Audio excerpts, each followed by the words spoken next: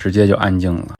劳斯莱斯的隔音究竟有多牛？只有坐过的人才知道。当年劳斯莱斯的广告语是这么说的：当你开到60英里每小时的时候，车里最大的噪音来自车上的电子钟，而如今更是夸张到车内最大的声音来自你的心跳。虽然广告有些夸张，但也绝对是天花板级别的。这也得益于劳斯莱斯的全车中空隔音玻璃和车机主动降噪功能，能抵消外部噪音。整车光隔音材料就用了近300斤，再配上高静音轮胎，隔音效果直接拉满。难怪坐在劳斯莱斯车里从来听不到后车按喇叭的声音。